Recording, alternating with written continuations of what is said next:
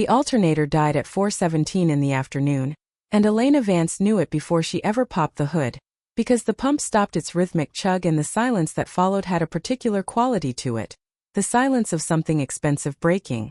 She stood in the shade of the pole barn with a socket wrench hanging loose in her grease-black hand and looked west, where the sky had gone the color of a day-old bruise. The storm was still an hour off, maybe two, rolling up out of the gulf with the kind of low, continuous thunder that didn't end oppose.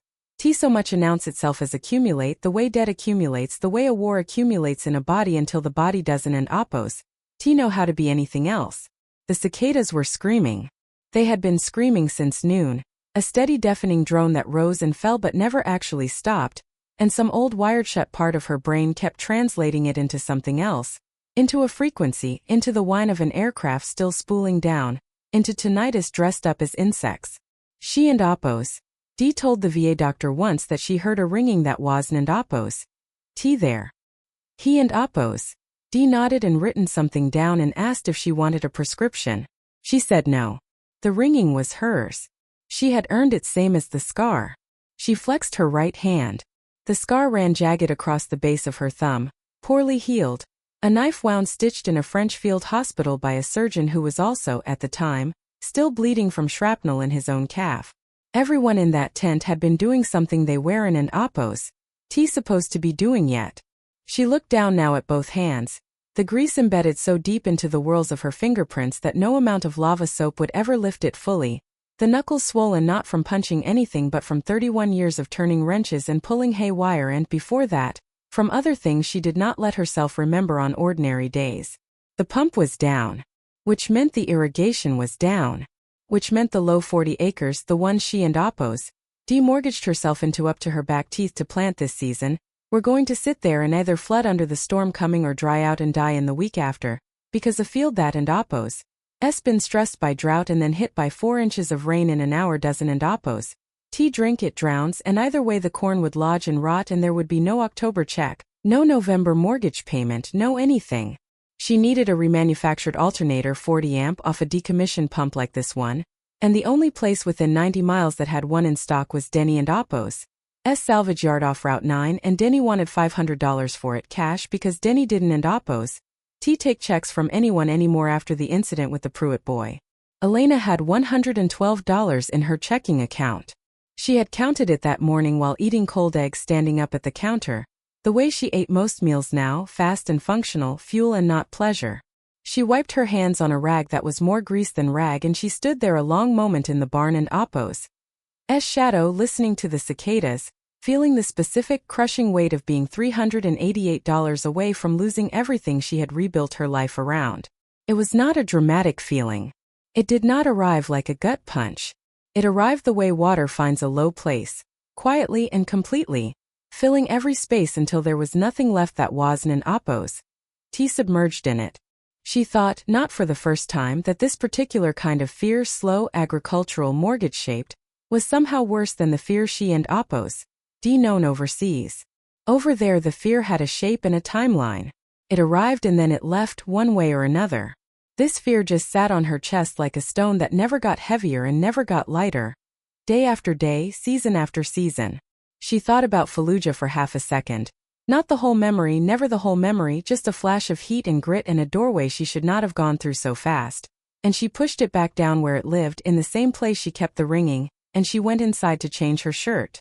There was a place, 40 minutes down County Road 12, called the Rusted Anchor, that was not really a tavern so much as a pole barn with a bar bolted along one wall and a corrugated steel roof that turned every voice into something tinnier and louder than it should have been. On fight nights they cleared the center of the concrete floor and roped off a square with cattle fencing wire.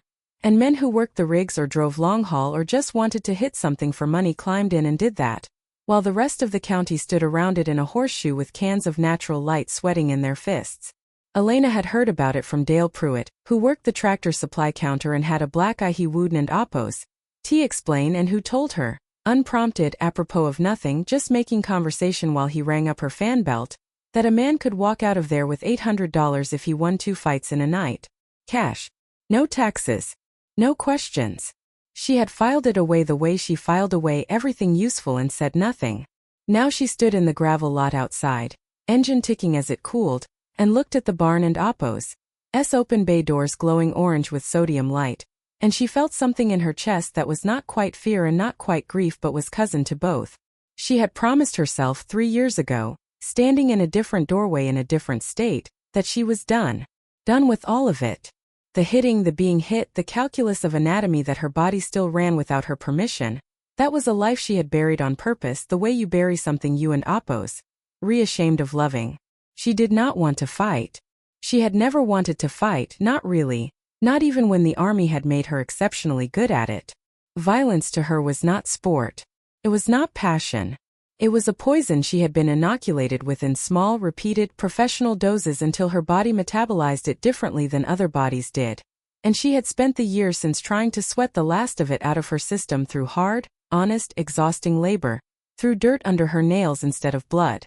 But dirt didn't in Oppo's pay for alternators. She sat in the truck a long moment with her hands on the wheel, looking at her own reflection ghosted faint in the windshield glass. A woman who looked, if she was honest with herself, smaller than she used to be. Not physically. She was still 5'9", still built like something poured rather than grown. But there was a smallness in the way she held her shoulders now. A tiredness worn into her posture the way grease was worn into her hands. Bone-deep exhaustion, the kind sleep didn't in Oppo's touch, the kind that lived in marrow. She got out of the truck. Inside, the air had the metallic stench of an engine bay, motor oil and hot dust, and underneath it, the ammoniac tang of sweat and spilled beer soaked so many years into the concrete that it had become part of the concrete and Oppo's smell, permanent as rust. 2 box fans the size of dinner tables stood at either end of the barn, industrial fans circulating humid, swampy air that did nothing to cool the room so much as move the heat around, redistribute it, like stirring a pot that would not thin no matter how long you stirred. The crowd had already gathered, 40-50 people, mostly men, a scatter of women with their arms crossed and their faces set in the particular flat expression of people who had seen this before and had opinions about it. They Warren and Oppo's sharing. The cattle wire ring sat in the center, lit by a single work light clamped to a roof truss, throwing everything inside the square into a harsh, shadowless white and everything outside it into a deep amber dark. A man with a clipboard and a lazy eye ran the book. Elena gave him a fake name, Dana Cole, and he didn't and Oppo's asked for ID, just looked her up and down with the flat appraisal of a livestock buyer and said the entry was $50 and the purse for winning 3 rounds against Tonight and Oppo's house favorite was $500, winner take all, no purse for losing. She had $40 of the $112 in her account converted to cash in her pocket. She counted out $50 of it, overdraft be damned, and the man with the clipboard wrote D. Cole on a scrap of paper and told her she was up second against Jax. End quote. Jax Miller, end quote. He said like the name should mean something to her. End quote. The Jaguar. Boy and Oppo's 24 and undefeated 11 fights running. You sure you want this one? There and Oppo's an easier match if you and Oppo's renew. End quote. End quote. I and Oppo's am not new, end quote. Elena said in a voice she hadn't and Oppo's used in 3 years, low gravelly, sanded down to its essential parts, dry gravel and tape. It surprised her, hearing it come out of her own throat again, like finding an old uniform still fit. The man with the clipboard shrugged, the shrug of a man who had watched money get made and lost in this barn 1,000 times and had stopped being surprised by any of it. Jax Miller was already in the corner when they called her name, and Elena watched him from across the ring while she stepped out of her boots and set them neatly, toe to the wire, the way she and Oppo's been trained to stage her gear even in situations that offered no earthly reason for neatness.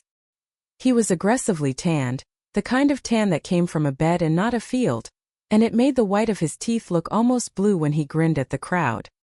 He wore compression shorts and nothing else, every muscle group individually lit and oiled and inked with a spread of tribal tattoos that curled up from his hip and across his ribs in a pattern that meant nothing except that he had paid someone a lot of money to make his body look like a weapon. He smelled, even from 10 feet, of aerosol body spray, a chemical sweet cloud that clashed with the barn and Oppo's honest stink of oil and sweat. He was 24 years old and moved like a man who had never once in his life doubted that his body would do exactly what he asked of it. Elena peeled off her socks last and the crowd and Oppo's gaze slid briefly dismissively across her. A tired-looking woman in an oil-stained canvas shirt, Hair scraped back, no tattoos, no oil, no theater, and then slid away again, back to Jack's, back to the show. She watched Jack's and Oppo's feet as he bounced lightly from foot to foot, working the crowd, playing to them. His feet were clean. Pale-soled, uncalloused, the soft, unmarked feet of a man who had spent his whole life in shoes, in gyms with padded mats, in a world that had never once asked his skin to toughen against the ground. Elena and Oppo's feet, bare now on the cold concrete, were pale too but scarred. A thin white line across the left arch where a rock had opened her up waiting a creek 2 summers back. Calluses built thick and yellow along the balls and heels from years of standing 12-hour days on hard-packed dirt, on tractor decks, on the unforgiving floor of barns just like this one, though never for this reason. Her feet told a story of labor. His told a story of performance. It was, she thought, watching him bounce and grin.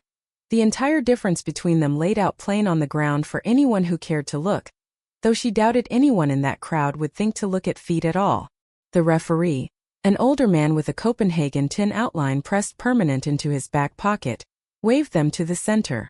Jax looked at her with an expression that was not quite contempt but was standing very close to it, the look of a young man amused to find a middle-aged woman in his ring, already composing, she could tell, the story he and Oppo's tell his buddies after. End quote. Careful, sweetheart, end quote. He said, low enough for just her. End quote. I Don and Oppo's like hurting old ladies, end quote. Elena said nothing. She had learned a long time ago that the men who talked before a fight were, almost without exception, more interested in the fight being about them than in the fight itself, and that this was, on balance, useful information. The referee stepped back. The crowd and Oppo's noise rose into something with edges. The roar of a crowd is not one sound, she remembered. It is many small excited animal sounds stacked on top of each other until they resolve into something that has weight, that presses on the eardrums like altitude. The bell, an actual bell, bolted to a post, rang. Phase 1. Jax came in fast, the way undefeated young men come in when they and Oppo's never once had to learn patience, and he caught her twice in the first 10 seconds, a jab that snapped her head back and put a bright coppery taste in her mouth, and a looping right that she took on the shoulder because she and Oppo's turned half away from it a half-second too late. The crowd roared for him. Of course they did. Elena and Oppo's ears rang, the old ringing, the tinnitus ringing, merging now with the actual concussive shock of being hit, so that for a half-second she was not entirely sure which sound belonged to which century, which war, which room. A doorway in Fallujah flickered behind her eyes, gone as fast as it came, dust and light and a shape moving where a shape should not have been. She let it go. You did not fight the flashback. You let it pass through you like weather and you kept your hands up. She did not hit back. Not yet. She covered, she moved, she let him spend his first burst of youthful, showboating energy on her forearms and her shoulders, watching the way he threw wide, looping, built for knockouts against men who didn't and Oppo's know any better, built for a crowd and Oppo's approval rather than for economy of motion. He was, she understood within 20 seconds, a very good athlete who had never once in his life been forced to fight for anything real. Every punch he threw had an audience built into its architecture. He caught her again, a hook that clipped her jaw and turned her head, and somewhere in the white flash behind her eyes she heard, not remembered, heard, present tense, immediate, the specific quality of silence that came after an IED, the ear's underwater deafness, and beneath it her own training voice, flat and clinical, the voice that had kept her alive in rooms far worse than this one. Assess Don and Oppo's react. Let him tell you who he is. He told her by throwing a wide right hand, fully committed, all his weight behind it, aimed at her head with the total confidence of a man who had never had to consider what happens when a strike meets a surface it cannot move. Elena did not dodge it. She stepped inside the arc of the punch, where its power had already spent itself, and she met his descending fist with her forehead. The forehead, the thickest bone in the human skull, a plate of bone built by evolution to survive falls, to survive butting contests, to survive exactly this kind of collision, and Jax and Oppo's hand, soft gym-conditioned, never once broken against anything harder than a heavy bag, met that plate of bone at full extension and something in it gave with an audible wet-sounding crack. Jax screamed. It was not a manly sound. It was the sound of a young body encountering, for the first time in its charmed life, a consequence it had not budgeted for. The crowd went quiet in that particular way crowds go quiet when they realize the show has just become something else. Phase 2. Elena straightened. Something shifted in her spine as she did. Not injury, not yet, just posture. Just the old posture coming back online after 3 years in storage, the grounded, perfectly balanced base that her oil-stained clothes had been hiding this whole time. The stance of someone whose weight sat exactly where it needed to sit at every given moment, whose feet had found the floor the way roots find water. She stopped trying to look small. It was a strange, almost physical sensation that stopping, like setting down a sack of feed she hadn't and Oppos. T realized she and Oppos been carrying. She let her shoulders open. She let her chin come up. She stopped performing harmlessness for a crowd that had never once, in this or any other arena, been owed her harmlessness. Jax came at her again, favoring his broken hand now, throwing with the left, sloppy with pain and humiliation, and Elena and Oppos' body did what her body had been engineered across a decade of violence to do. It stopped thinking in terms of strikes and started thinking in terms of positions, of angles, of the terrible arithmetic of leverage. She was not graceful. She wanted distantly, floating somewhere above the fight and watching it happen the way she sometimes watched herself from outside during the worst of it, to be clear about that. What she did to Jax Miller in the next 90 seconds was not beautiful. It was ugly, the specific ugliness of movements born not of sport but of survival, movements that had never once been designed to look good on television, only to end an encounter as fast and as permanently as the situation demanded. She caught his lead arm and turned into him, and her elbow found the meat of his ribs with a mechanically devastating economy. No wind-up, no flourish, just the shortest possible distance between her elbow and the softest available target, delivered with the full rotational mass of a woman who had spent a decade being taught that a fight is a math problem and the answer is always the same. Subtract capability from the other side as efficiently as possible. He doubled. She did not let him fall. Falling would end it too soon, and some part of her, not cruel, never cruel but exact professional, understood that ending it too soon meant risking that he and Oppos recover enough between rounds to make phase 3, and the $500 uncertain. She caught the back of his head and drove her knee up into it.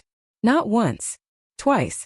Somewhere behind her sternum, a voice that was not entirely her own, the voice of a man she had served with once, a voice she had not heard in 8 years and would carry until she died, said, low and flat, the way he and Oppos said it 100 times in 100 rooms, finish it clean.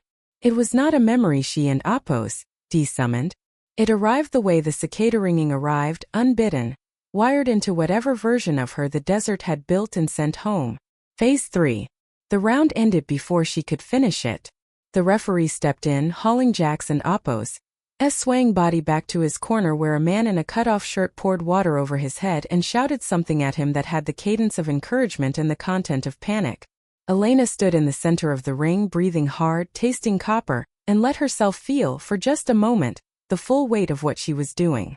Not guilt, she had put that particular emotion away a long time ago, filed it under things that did not survive deployment, but a kind of gray, exhausted sorrow, the sorrow of a person doing a thing they are extremely good at and deeply do not want to be good at. The bell rang again. Jax came out for the second round with something in his eyes that was no longer showmanship.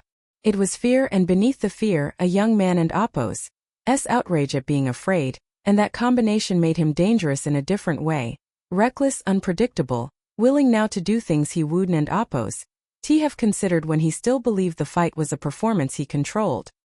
He caught her with a knee to the thigh that deadened the muscle down to the bone, and for a half-second her leg didn't and Oppos' answer when she asked it to move, and in that half-second the memory came back harder than before.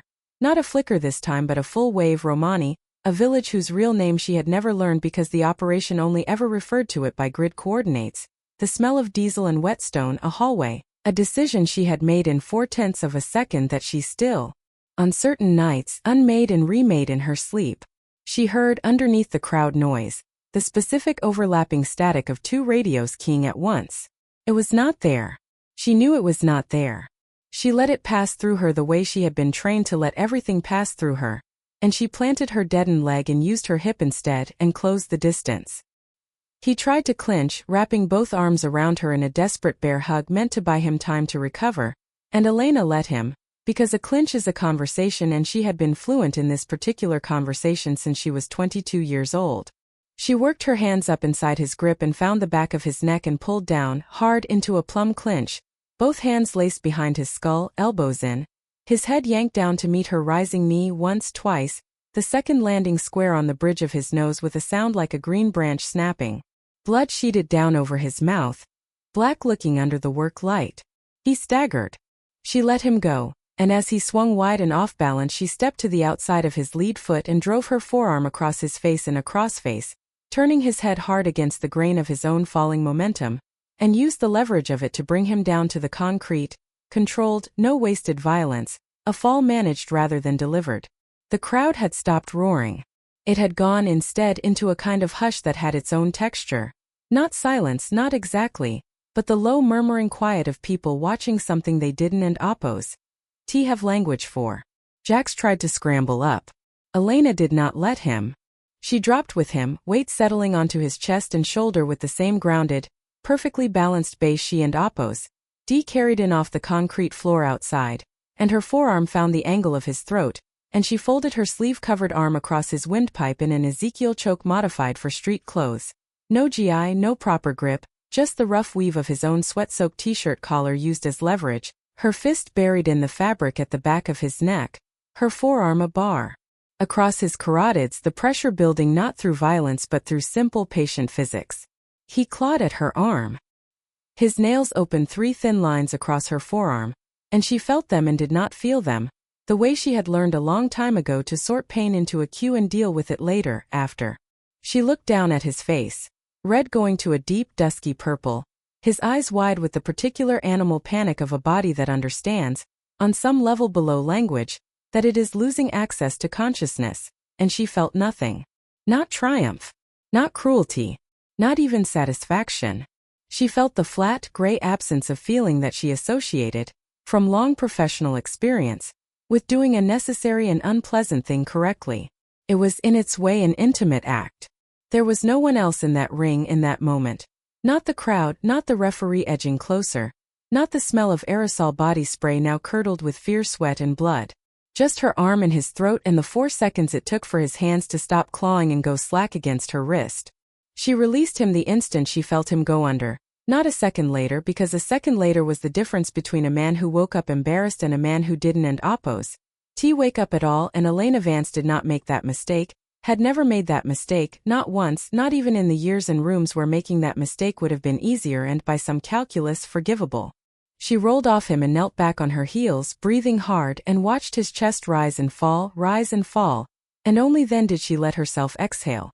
The referee was already crouched beside Jax, checking his pulse with 2 fingers pressed to his throat, calling for water, and the crowd and oppose. Hush broke into something confused and scattered. A ripple of applause that didn't and oppose. Seemed to know if it was appropriate, a few scattered shouts, someone laughing in the too loud way people laugh when they don and oppose. Know what else to do with their adrenaline. Elena stood. Her legs did not entirely want to hold her, and she let that show for exactly as long as it took to find her balance and no longer, because showing weakness in a room like this was its own kind of danger, an old lesson from an older life. The man with the clipboard appeared at the edge of the ring with an expression she couldn't and oppose. Entirely red, something between respect and unease, and told her the 3rd round was forfeit, that Jax wasn't and oppose. Getting up for a while, that the 500 was hers. She did not smile. She did not raise her arms. There was no part of her that wanted the crowd and oppose. Noise, and there was no part of her either that wanted to look at Jax Miller and oppose. Slack, blood-masked face a moment longer than necessary. This was not a victory in any sense that word usually carried. It was a transaction, and she wanted it concluded the way she wanted every difficult transaction concluded. Quickly, cleanly, without ceremony. She felt, standing there in the harsh white circle of work light with her forearm bleeding 3 thin lines and her thigh already purpling under the skin, deeply, profoundly tired. Not the electric, adrenaline-spiked tiredness of a fight just won. Something older than that. Something that had been accumulating for a very long time. The way the storm outside had been accumulating out over the Gulf for days before it ever reached her fields, and she understood, standing there, that she had not spent an old poison out of her system tonight. She had only proven again that it had never really left. She took the $500 in cash from the man with the clipboard, folded 20s, and did not count it in front of him because counting it would have made it feel like something it wasn't and and it was not a prize. It was $500. It was an alternator. It was 40 acres of corn that might, if the water came back on before the storm hit too hard, survive the season. She put her socks and boots back on in silence while the barn and noise reassembled itself around her into something almost normal, almost forgetting her already, the way crowds do, moving on toward the next thing to watch. She did not look back at Jax Miller as she left. She hoped in the flat, unsentimental way she hoped for most things now, that he and be all right. She had no anger left for him. He was 24 and had never been taught what she had been taught, had never needed to learn it, had built his whole identity around a version of violence that was allowed to remain a game, and there was no cruelty in her toward that. Only a kind of grief for the distance between them, the unbridgeable distance between a man who fought for sport and a woman who had once fought, and fought again tonight for biological agricultural mortgage-shaped fact. The drive home took 40 minutes and the storm caught her 12 miles out, the first fat drop smacking the windshield like something thrown, and by the time she turned up her own gravel drive the rain was coming sideways, hammering the truck and roof in a roar that swallowed even the radio. She parked as close to the pole barn as the mud allowed and ran the last 30 feet with the alternator box. She and stopped at Denny and cash in hand, and he and sold it to her without a word, without a receipt, the way he sold everything, held against her chest under her jacket to keep the rain off it.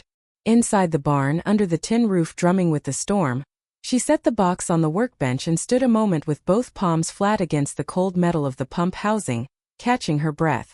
Her ribs, she now understood, were not merely bruised. Somewhere in the second round in the clinch in the fall something had fractured, and now with the adrenaline burned off and only exhaustion left in its place, she could feel it precisely, a grinding, grating friction low on her left side every time she breathed too deep, fractured ribs grinding against muscle with each expansion of her lungs. She did not stop to tend to it. There was no time and, more truthfully, no inclination. She had learned a long time ago how to work through pain that would send other people to a hospital, and the storm outside was not going to wait for her ribs to feel like doing this later. She pulled the old alternator with hands that shook, not from fear, just from the specific bone-deep fatigue of a body that had spent everything it had and was now being asked, without rest, to spend more. And she worked by the light of a single shop lamp clipped to the rafter, rain roaring on the tin above her, thunder rolling close enough now that she felt it in the concrete floor through the soles of her boots. Her hands moved with the same competence they always did, grease finding the whorls of her fingerprints, the jagged scar across her thumb catching, as it always caught, on the edge of the wrench where the metal had worn smooth from years of exactly this motion. She was not thinking about Jax Miller. She was not thinking about the $500 folded into her jacket pocket, already spent, already gone, already just a number on the sale that had come and gone in Denny and fluorescent-lit office. She was thinking, in the narrow functional way that had kept her alive through worse nights than this one, only about the bolt in front of her, and the next bolt after that, and the wire harness and the belt tension and the storm and the 40 acres, and the fact that if she could get the pump running again before the water table dropped any further under the coming deluge, there was a chance. Not a certainty, never a certainty. She had given up believing in certainties a long time ago, that this season would not be the one that broke her. The new alternator seated with a click that she felt more than heard under the drumming rain. She torqued the bolts down with her ribs screaming a bright, grinding protest with every twist of her shoulder, and she did not stop because stopping was a luxury the storm was not offering her tonight, the same way it had never, in her whole life, been offered to her by anything else that mattered. Lightning lit the barn and open doorway white for half a second, and in that half-second she saw her own shadow thrown huge and black across the far wall. A woman bent over a machine, small and tired and entirely, utterly alone, doing the only kind of work she had left herself the right to want. Thunder followed, close enough to rattle the tin. She reached for the ignition switch, wiped her palm once against her jeans and turned it. The pump caught on the second try, engine settling into its old familiar chug, and somewhere under the barn and roof, under the storm, under the ringing in her ears that never fully left and never fully explained itself, Elena Vance allowed herself exactly one breath of something that was not quite relief and not quite peace, but was, for tonight, close enough to both. Then she picked up her tools because there was more to check before the water came. And the night was not yet done asking things of her.